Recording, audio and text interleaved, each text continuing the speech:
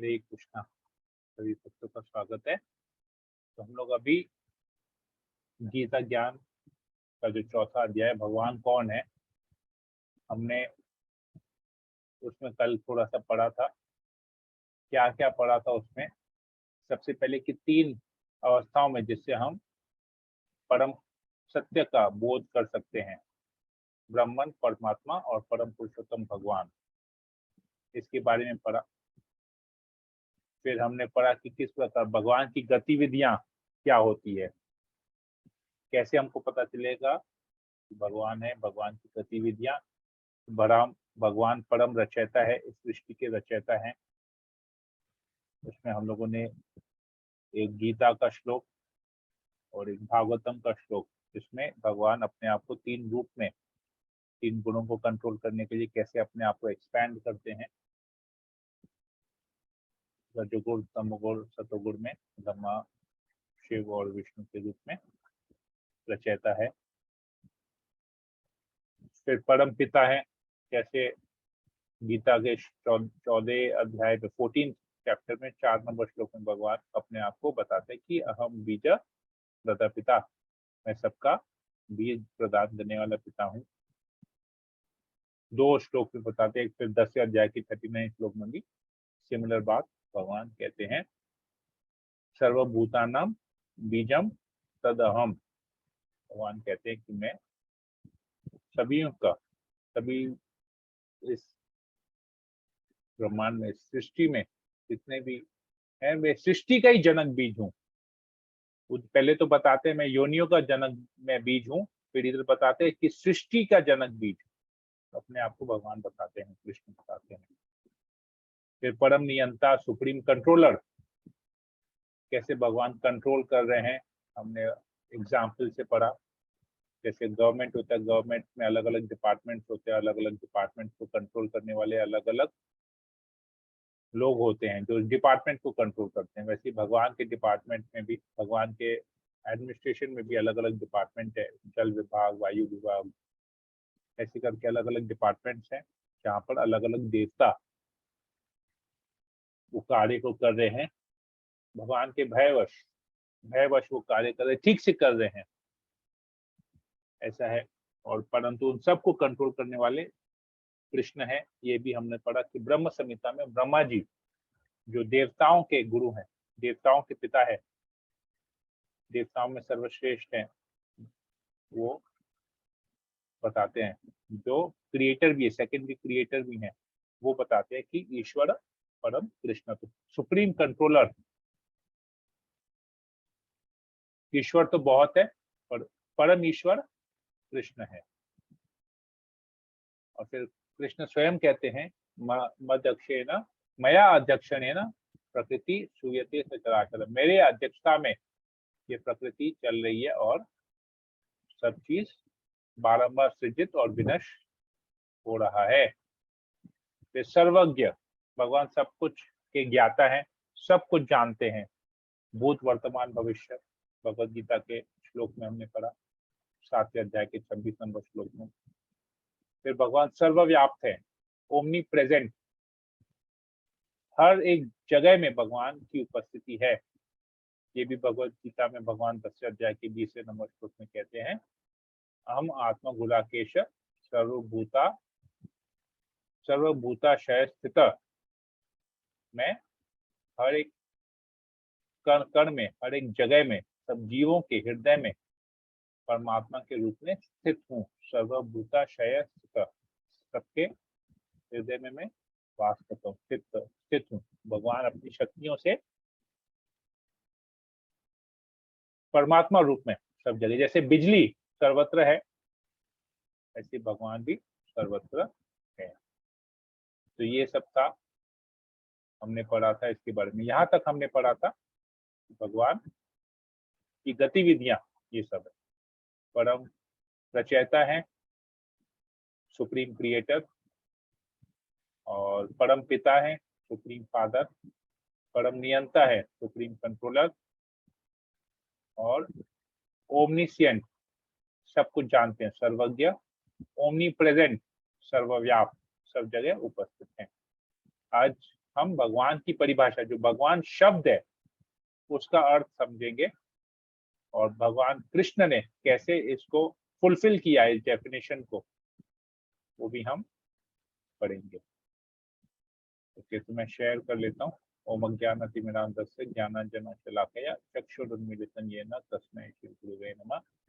नमो विष्णुपादाय कृष्णप्रेष्ठाय भूतले श्रीमते भक्तिवेदांत स्वामिनिति नामिने नमस्ते सरस्वती देवे गौरवाणिचारिणे निर्विशेषशून्यवादी पाश्चात्य देशतारिणे वंशाकल्पतरुभ्यश्च कृपा सिन्धुभ्यश्च पतितानां पावनेभ्यो वैष्णवेभ्यो नमो नमः।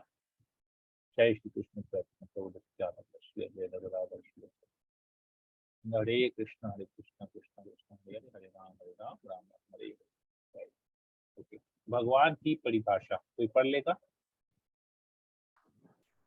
हरे कृष्णा प्रभु जी, दंडवत प्रणाम। मैं पढ़ लूं प्रभु जी? हाँ, पढ़ लीजिए। वैदिक साहित्य के रचयिता श्री व्यास देव के पिता महर्षि पराशर ने विष्णु पुराण 6.5.47 में भगवान की परिभाषा इस प्रकार दी है। ऐश्वर्य समग्रस्य वीर्यस्य यश सह श्रियः ज्ञान वैराग्यो श्रेष्ठवश नाम भग इतिम गणा। अनुवाद: पूर्ण पुरुषोत्तम भगवान उन्हें कहा जाता है जो 6 ऐश्वर्यों से परिपूर्ण है, जिनके पास पूर्ण बल, यश, श्री, धन, ज्ञान, सौंदर्य और वैराग्य है। ऐसे अनेक व्यक्ति हैं जो अत्यंत धनी हैं, अत्यंत शक्तिमान हैं, अत्यंत सुंदर हैं और अत्यंत विख्यात विद्वान तथा विरक्त भी हैं, किंतु कोई साधिकार यह नहीं कह सकता कि उसके पास सारा धन, शक्ति आदि है। एकमात्र कृष्ण ही ऐसा दावा कर सकते हैं क्योंकि वे भगवान हैं। ब्रह्मा, शिव या नारायण सहित कोई भी जीव कृष्ण के समान पूर्ण ऐश्वर्यवान नहीं है। श्री कृष्ण के 6 ऐश्वर्य। 1. श्री कृष्ण सभी प्रकार की संपत्ति के स्वामी हैं। पूर्ण पुरुषोत्तम भगवान सभी प्रकार की संपत्ति के स्वामी हैं। इस संसार में अनेक धनवान व्यक्ति हैं, परंतु उनमें से कोई भी यह दावा नहीं कर सकता कि उसके पास धन का समस्त भंडार है। ना ही कोई यह दावा कर सकता है कि उससे बढ़कर कोई धनवान नहीं है। किंतु श्रीमद् भागवतम से हम यह समझते हैं कि जब भगवान श्री कृष्ण इस पृथ्वी पर उपस्थित थे तो उनके 16,108 पत्नियां थी और उनमें से प्रत्येक संगमरमर से बने एवं रत्नों से जड़े हुए राजमहल में निवास करती थी। कमरों में हाथी दांत और स्वर्ण से बना फर्नीचर था। यह अतुल्य वैभव स्थान पर बिखरा पड़ा था। श्रीमद् भागवतम में इसका अत्यंत स्पष्ट वर्णन किया गया है। मानव समाज के इतिहास में हम किसी को भी नहीं पा सकते जिसके 16,000 पत्नियां या 16,000 राजमहल हो। पत्नी के पास एक दिन और दूसरी पत्नी के पास दूसरे दिन जाते हो। जी नहीं, वे एक साथ व्यक्तिगत रूप से प्रत्येक राजमहल में विद्यमान रहते थे। इसका अर्थ यह हुआ कि उन्होंने 16,108 रुपयों में अपना विस्तार किया था। एक साधारण मनुष्य के लिए यह कार्य असंभव है, परंतु श्री भगवान के लिए यह कठिन नहीं है। यदि भगवान अनंत है तो वह अपना अनंत रूपों में विस्तार कर सकते हैं, नहीं तो अनंत शब्द का कोई अर्थ ही नहीं रह जाता। भगवान सर्वशक्तिमान है। वह 16,000 तो क्या 1,60,00,000 पत्नियों का निर्वाह कर सकते हैं, फिर भी उनको कोई कठिनाई नहीं हो सकती। अन्यथा सर्वशक्तिमान शब्द का कोई अर्थ नहीं है।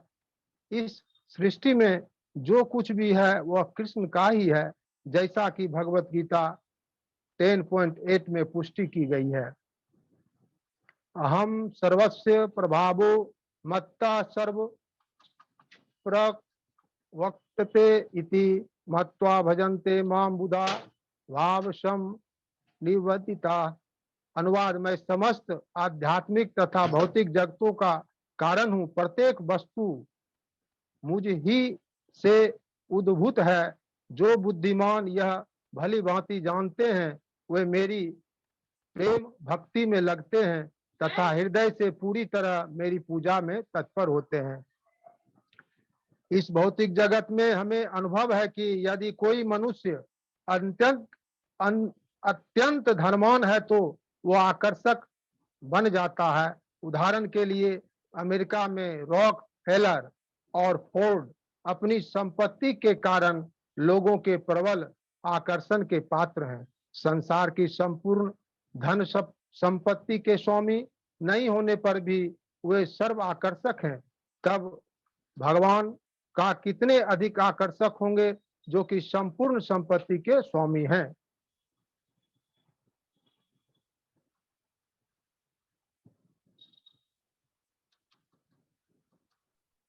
आगे पढ़ लीजिए, दूसरा, दूसरा श्री पॉइंट भी कृष्ण पढ़ का लीजिए। दूसरा, श्री कृष्ण का बल असीम है। उनमें जन्म के समय से ही बल विद्यमान था।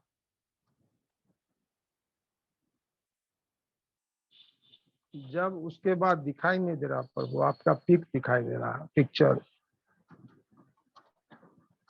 गोद में पूतना राक्षसी उनकी माता के समक्ष प्रकट हुई और उसने शिशु का अपनी खिलौने के लिए याचना की। माता यशोदा राजी हो गई और वह शिशु को सम्मानीय स्त्री वेश में आई पूतना की गोद में दे दिया गया। पूतना अपने स्तनों के अग्रभाग में विष लगाकर आई थी और इस शिशु को मारना चाह रही थी। और जब सब कुछ पूरा हो गया तब बाल रूप भगवान ने उसके स्तनों को इतना जोर से चूसा कि उसके प्राण निकल गए। उसका तथाकथित 6 मील लंबा शरीर भूमि पर गिर पड़ा। भगवान को अपने शरीर का पूतना राक्षसी के शरीर जितना विस्तार नहीं करना पड़ा। यद्यपि वे चाहते तो 6 मील से भी अधिक विशाल बन सकते थे। यही भगवान है। आरंभ से ही भगवान है। वे किसी ध्यान अथवा यौगिक बल के द्वारा भगवान नहीं बनते। श्री कृष्ण उस प्रकार के भगवान नहीं हैं। अपने प्राकट्य के आरंभ से ही श्री कृष्ण भगवान थे।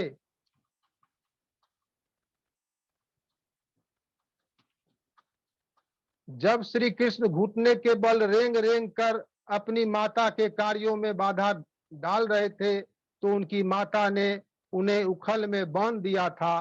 किंतु नटखट बालक उखल को घसीटते हुए यशोदा माई के आंगन में उगे बहुत ऊंचे अर्जुन वृक्षों की जोड़ी के बीच पहुंच गए और जब उखल उनसे फंस गया तो उनके खींचने पर दोनों वृक्ष धम से गिर पड़े। जब यशोदा माई ने यह घटना देखी तो उन्होंने ईश्वर को धन्यवाद दिया कि उनका बालक गिरे वृक्षों से बच गया है।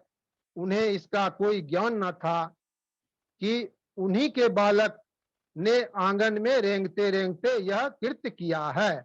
यशोदा माई ने भगवान को पुत्र रूप में चाहा और भगवान उनकी गोदी में शिशुवत क्रीड़ा करते रहे। किंतु साथ ही जब जब आवश्यकता पड़ी उन्होंने सर्वशक्तिमान भगवान की भी भूमिका निभाई। भगवान चाहे जैसी भी स्थिति में रहते तो भगवान ही है। वे इच्छा अनुसार विराट या लघु रूप धारण कर सकते हैं। बच्चे प्राय कुकुरमुत्ता छत्रक से खेलते हैं। अभी श्री कृष्ण 7 वर्ष के ही थे कि उन्होंने वृंदावन स्थित विशाल गोवर्धन पर्वत को पकड़कर छत्रक की भांति उठा लिया और ब्रजवासियों द्वारा इंद्र को यज्ञ की आहुतियां देने से इनकार किए जाने के कारण पशुओं तथा ब्रजवासियों की इंद्र के रोष में रक्षा करने के लिए वे उसे लगातार 7 दिन तक धारण किए रहे। कोई भी मनुष्य अपने प्रयत्न से ऐसी शक्ति प्राप्त नहीं कर सकता, किंतु यदि श्री कृष्ण कृपा हो जाए तो एक मनुष्य हाथी से सहस्त्रों गुना अधिक शक्ति प्राप्त कर सकता है। भगवत गीता 7.11 में श्री कृष्ण कहते हैं, बलम बलवक्ताम चाहम, मैं बलवानों का कामनाओं तथा इच्छा से रहित बल हूँ। हाथी और बनमानुष बड़े बनमान पशु हैं और हमें समझना चाहिए कि इनकी शक्ति का स्रोत भी श्री कृष्ण है। कहा जाता है कि महान योद्धा भीम जो कुरुक्षेत्र के युद्ध में लड़ा था 10,000 हाथियों का बल रखता था। तीसरा, श्री कृष्ण का यश असीम है। निसंदेह हम कृष्ण भक्त हैं, अतः हम उनको जानते हैं और उनका यशोगान करते हैं, परंतु हमारे अतिरिक्त इस संसार में लाखों व्यक्ति हैं जो श्रीमद् भागवत गीता के यश से सुपरिचित हैं। विश्व के अभी देशों में दार्शनिक, मनोवैज्ञानिक और धार्मिक लोगों के द्वारा भागवत का अध्ययन किया जाता है। इनका मुख्य कारण यही है कि यह विशुद्ध के समान है। श्रीमद् भागवत गीता का यश श्री कृष्ण का ही यश है। हरे कृष्णा। ओके, अभी और कोई पढ़ लेगा? हरे कृष्णा प्रभु जी। बहुत बहुत धन्यवाद मुकेश प्रभु। जी प्रभु जी, पढ़ू मैं? हाँ। नंबर 4, श्री कृष्ण का सौंदर्य असीम है। जहां तक भगवान के सौंदर्य की बात है, उनमें कुछ विशिष्ट लक्षण पाए जाते हैं जिनसे वे अन्य सारे जीवों से पृथक हैं, किंतु इनके अतिरिक्त उनके कतिपय विशिष्ट सुंदर लक्षण अत्यंत आकर्षक हैं, जिनसे परमेश्वर की सर्व सुंदर कृति राधा रानी का मन भी आकृष्ट हो जाता है। अतः वे मदन मोहन कहलाते हैं, अर्थात वे जो कामदेव के मन को भी आकृष्ट करने वाले हैं। श्री कृष्ण के सुंदर रूप का वर्णन ब्रह्म संहिता 5.30 में किया गया है। वेणुन को अनंतम अरविंद दलाय साक्षाम बहार वतंसी स्थित अंबुदर सुंदरांगाम कंदर्प कोटि कमनीय विशेषाशोभाम गोविंदम आदि पुरुषम तमहम भजामि। अनुवाद: मैं यदि भगवान गोविंद की पूजा करता हूँ, जो अपने वंशी वादन में निपुण है, जिनके नेत्र खिले हुए कमल दलों के समान है, जिनका सिर मोर पंखों से अलंकृत है, जिनकी सुंदरता नील मेघों के समान है और जिनकी अद्वितीय शोभा करोड़ों कामदेवों को मोहित करती है। कृष्ण का रूप जगत की सुंदर वस्तुओं को देखकर बनाई गई कोई कल्पना नहीं है। ब्रह्मा ने शुद्ध भक्ति की आनंदमयी धान्यावस्था में जो कुछ देखा, उसी का की वर्णन हो रहा है। किसी भी तेजस्वी या सुंदर सृष्टि को, चाहे वह आध्यात्म जगत में हो या इस जगत में, कृष्ण की विभूति का अंश रूप ही मानना चाहिए, जैसा कि भगवत गीता 10.41 में बताया गया है। यद्द्विभूत मत्सत्वम श्रीमदुजिर्वमेव वा तदेवावगच्छत्वं मम तेजोशंभवं मम। तुम जान लो कि सारा ऐश्वर्य, सौंदर्य तथा तेजस्वी सृष्टियां मेरे तेज के एक स्फुलिंग मात्र से उद्भूत है। संपूर्ण विश्व के लोग अमरीकियों के प्रति आकर्षित हैं, क्योंकि वे वैज्ञानिक ज्ञान, धन, संपत्ति और सुंदरता इत्यादि में उन्नत हैं। इस ब्रह्मांड में पृथ्वी एक नगण्य लोक है। फिर भी इस लोक के एक देश अमेरिका के पास अनेकानेक आकर्षक वस्तुएं हैं, तो हम केवल कल्पना कर सकते हैं कि भगवान के पास विविध प्रकार की कितनी आकर्षक वस्तुएं होंगी, क्योंकि वे समस्त व्यक्त और अव्यक्त सृष्टि के रचयिता हैं। वे स्वयं कितने सुंदर होंगे जिन्होंने इस समस्त सौंदर्य की सृष्टि की है। नंबर 5, श्री कृष्ण परम ज्ञानी है। एक व्यक्ति अपनी सुंदरता के कारण ही नहीं, वरन अपने ज्ञान के भी कारण भी आकर्षक होता है। एक वैज्ञानिक अथवा दार्शनिक भले ही अपने ज्ञान के कारण आकर्षक लगे, परंतु श्रीमद् भगवद गीता में भगवान श्री कृष्ण के द्वारा दिए गए ज्ञान से श्रेष्ठ कौन सा ज्ञान है? संपूर्ण जगत में इस प्रकार के ज्ञान की कोई तुलना नहीं है, जैसा कि भगवद गीता 9.2 में बताया गया है। राज विद्या राजगुहम पवित्रमिद मुतमम प्रत्यक्षावगम ममम धम्य सुसुखम कर्तुर्म वयम। अनुवाद: यह ज्ञान सब विद्याओं का राजा है, जो समस्त रहस्यों में सर्वाधिक गोपनीय है। यह परम शुद्ध है और चूंकि यह आत्मा की प्रत्यक्ष अनुभूति कराने वाला है, अतः यह धर्म तत्व का सिद्धांत है।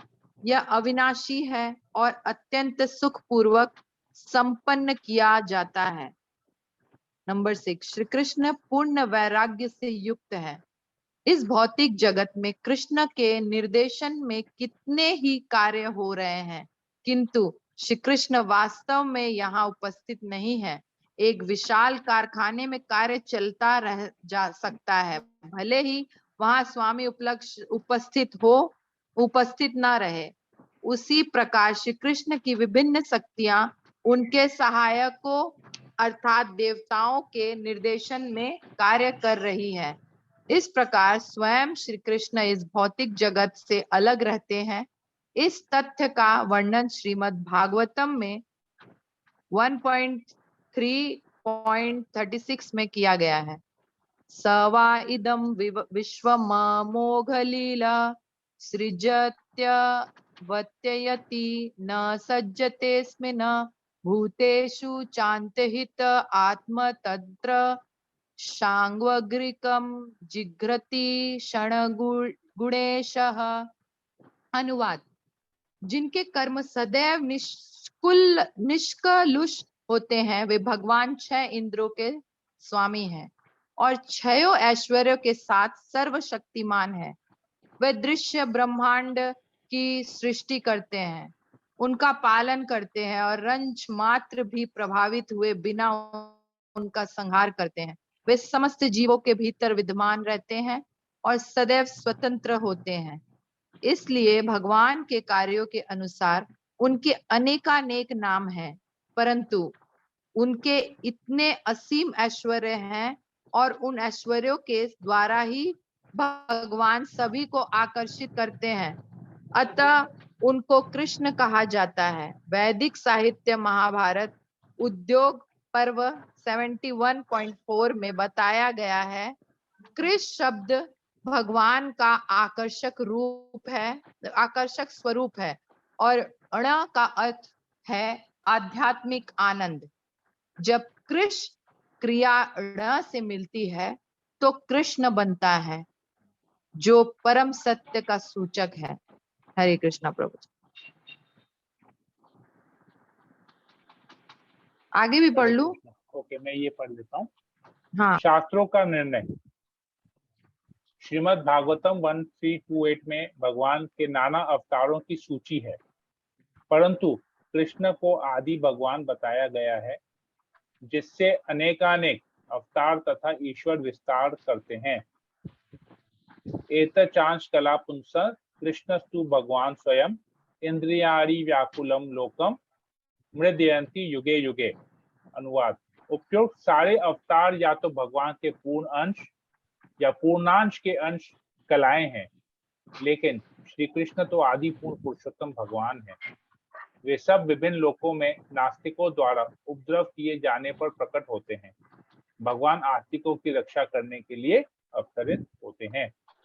भगवद गीता 10वें अध्याय के 12 और 13 नंबर श्लोक में अर्जुन कृष्ण को परम सत्य रूप में स्वीकार कर रहा है, जो वैदिक आदेशों के सर्वथा अनुरूप है। ऐसा नहीं है कि परम सखा होने के कारण अर्जुन कृष्ण की चाटुकारी करते हुए उन्हें परम सत्य भगवान कह रहा है। परम ब्रह्म परम धाम पवित्रम परमम भवान पुरुषम शाश्वतम दिव्यम आदि देवम जनम विभुम आहुस्त्वा मृष्य सर्वे देव ऋषि नारदस्तथा असितो देवलो व्यास स्वयं चैव ब्रवीषि में। आप परम भगवान, परम धाम, परम पवित्र, परम सत्य हैं। आप नित्य, दिव्य, आदि पुरुष, अजन्मा तथा महानतम हैं। नारद, असित, देवल तथा व्यास जैसे ऋषि आपके इस सत्य की पुष्टि करते हैं और अब आप स्वयं भी मुझसे प्रकट कर रहे हैं। पद्म पुराण में शिव जी पार्वती देवी को बताते हैं, आराधना नाम सर्वेशाम विष्णु आराधना परम। समस्त प्रकार के पूजन में से विष्णु पूजन सर्वोपरि है। तस्मात् परतरम देवी तदीया नाम समर्चनम। और विष्णु पूजन से भी बढ़कर संस्तुति की गई है वैष्णव पूजा की। नारायण एवं कृष्ण, ये कोई पढ़ लेगा?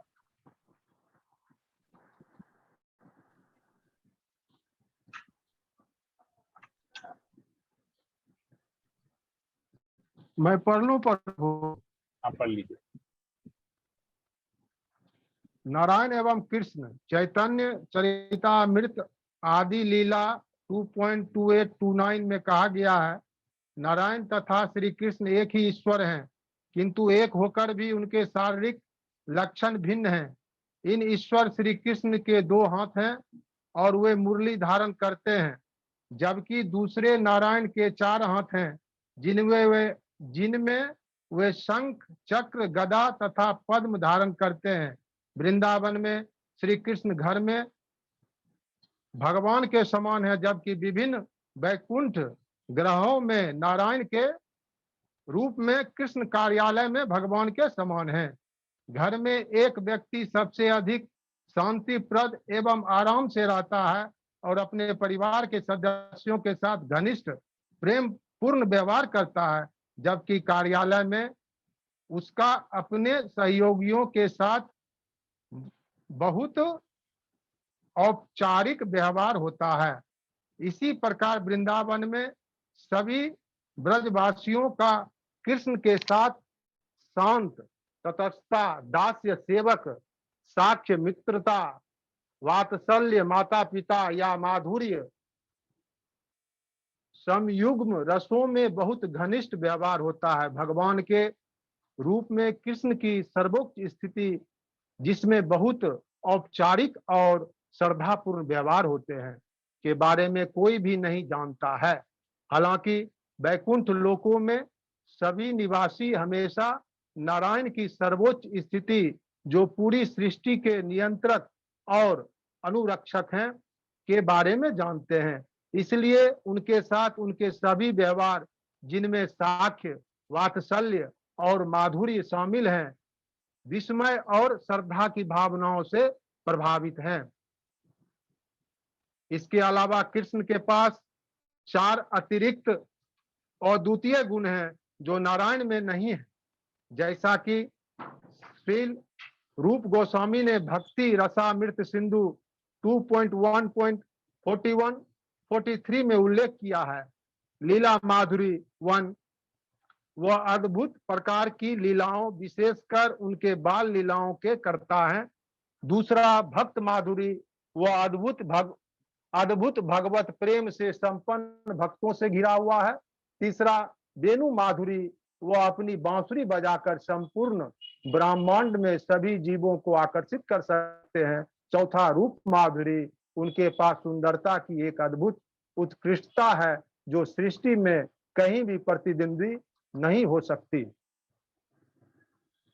हरे कृष्णा प्रभु। हरे कृष्णा। बहुत बहुत धन्यवाद मुकेश प्रभु पढ़ने के लिए। ओके, यहाँ पर ये अध्याय खत्म हुआ भगवान का। भगवान कौन है? तो अभी आप लोगों को कोई प्रश्न हो या कोई कमेंट हो तो आप लोग बोल सकते हैं।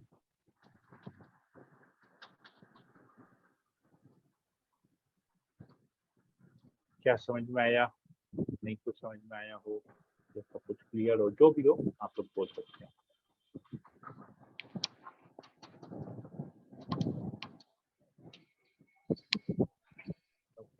राखी। हरे कृष्णा प्रभु जी। मेरे को तो मतलब बहुत साधारण शब्दों में है प्रभु जी, एकदम अच्छा क्लियर है। कोई भी बुक पढ़ेगा तो उसको समझ में आएगा। जैसे आपने बताया ना उसमें बीच में कि मतलब इतने पैसे वाले लोग हैं, अमेरिका इतना पावरफुल है, इतना पैसा है उसके पास, तो सोचिए कि भगवान बहुत एकदम सिंपल लैंग्वेज में प्रभु जो बुक पढ़ेगा उसको आराम से समझ में आएगा, ऐसा कोई मेरे को नहीं लगता है। ये प्रभुपाद के पर्पस से हाँ। लिया गया। अच्छा प्रभुपाद ने एक लेक्चर में इसके बारे में कहा अच्छा है, तो वहीं उसी लेक्चर से ही मैंने as it is copy paste किया। अच्छा। ये प्रभुपाद ने कहीं पर एक हाँ लेक्चर दिया था, ये एक बुक हाँ। में है। ये प्रभुपाद अच्छा जो हमने जो सरल यूज अमेरिका जहाँ यूज हुआ ना, इससे प्रभुपाद ने अमेरिका में ही लेक्चर दिया है, या शायद इंडिया हाँ। में दिया होगा और अमेरिका के बारे में बताया होगा। तो ये अच्छा वही उसी लेक्चर से ही मैंने एज इट इज ले लिया है। इसमें मेरा कुछ वो मतलब एक वर्ड भी एकदम। मेरा नहीं है, सब प्रभुपाद हाँ का लिखा हुआ है टोटल एज इट हाँ। इज। मैंने उसको खाली अलग अलग जगह से खोज खोज के निकाल के एक जगह लाके उसको डाला है। मिला दिया है ना, एकदम हाँ, सही, मतलब साधारण लग रहा है एकदम, जैसे आजकल के लोगों को भाषा समझ में आएगी वही आपने एग्जाम्पल क्योंकि दिया, ये मुझे एक बहुत लाइव अच्छा लगा। लेक्चर से, प्रभुपाद के एक लेक्चर से ही लिया गया है, कोई बुक से नहीं अच्छा लिया। प्रभुपाद ने जो लाइव एक लेक्चर दिया, प्रभुपाद अच्छा। ने जिस भाषा में लेक्चर दिया उसी भाषा में ही एज इट इज हमने लिख ले, एक एक लिख वर्ड दिया। प्रभुपाद का हाँ। बोला हुआ है, एक एक वर्ड इसमें हरी प्रभुपाद बोल, बहुत अच्छा लगा एज मेरे इट इज को ले तो, लिया। बुक इसलिए तो इतना मैं सरल है और इतनी आसानी से समझ में आ गई, क्योंकि हाँ प्रभुपाद जी ने एकदम बोला एकदम। है, अच्छा प्रभुपाद जी ने बोला, इसलिए इसको क्लियर आ गया। हमने खाली इसको अरेंज किया है, बाकी प्रभुपाद का वो सब भी कुछ। एक बड़ा काम है प्रभु के। कुछ कुछ जैसे लीलाएं हैं, कुछ भागवतम से लिया है। भागवतम में जैसे उसका वर्णन परपट में भागवतम में किसी श्लोक के तात्पर्य में प्रभुपाद ने लिखा है, हाँ तो सब कुछ वहीं से लिया गया है, टोटल A to Z वहीं से लिया है। हाँ। ओके, ठीक है। Bhavna, you would like to ask something or say something?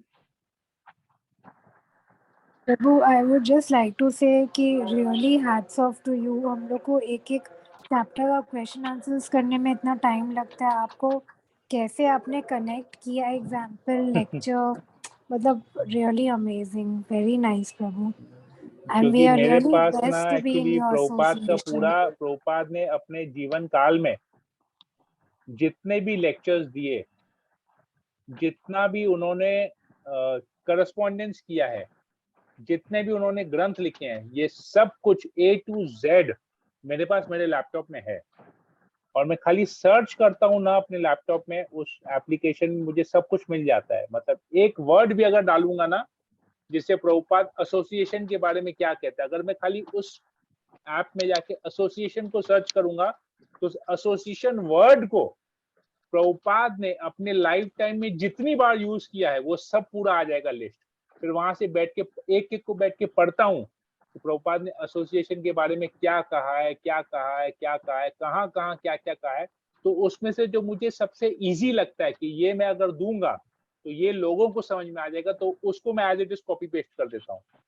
तो इसी बहाने मेरा ऐसे समझ लीजिए प्रभुपाद का कितना लेक्चर मेरा रीडिंग हो जाता है, कितना पॉइंट्स मेरा रीडिंग हो जाता है, मुझे खुद नहीं पता कि मैं कितना रीडिंग कर रहा हूँ इसके पीछे में। तो प्रभुपाद की ये कृपा है, प्रभुपाद के भक्तों की ये कृपा है कि उन्होंने सब कुछ एक जगह लाके रखा है। अभी हम लोगों को उसमें से सब खाली चुनना है। जैसे होता है ना, 56 भोग की थाली हमारे सामने पड़ी है। अब 56 भोग में तो 56 भोग है, क्योंकि भगवान का भोग है, भगवान का महाप्रसाद है, तो हर एक चीज अच्छा है। लेकिन उसमें से भी हम चुनते हैं, अच्छा हम ये पनीर खाते हैं, हम ये परवल नहीं खाते हैं, हम ये करेला नहीं खाते, हम ये पनीर खाएंगे, ये आलू का पकौड़ा खाएंगे। हम उसमें से चुन के खाते हैं जो हमको स्वादिष्ट लगता है। वैसे ही मैं कर रहा हूँ कि प्रभुपाद ने हम मेरे सामने 56 भोग रख दिया है, प्रभुपाद ने A to Z पूरा नॉलेज दे दिया। अब उसमें से मैं कुछ कुछ निकाल रहा हूँ जो मुझे चाहिए, मैं उसमें से खाली ले रहा हूँ। तो ये है ये प्रभुपाद की कृपा है और कुछ नहीं है। तो यही चीज है, this is the way I think it. पता नहीं मैं क्लियर कर पाया कि नहीं, तो ये मैं इसको ऐसे ही लेता हूँ एक्चुअली, भावना। तो यही है मेरा। Okay, you are telling something else also,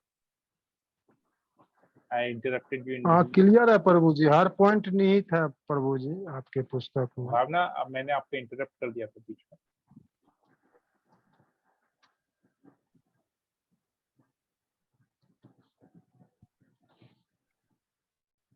okay, ठीक है, तो फिर हम लोग इसको यहीं पर ही रखते हैं।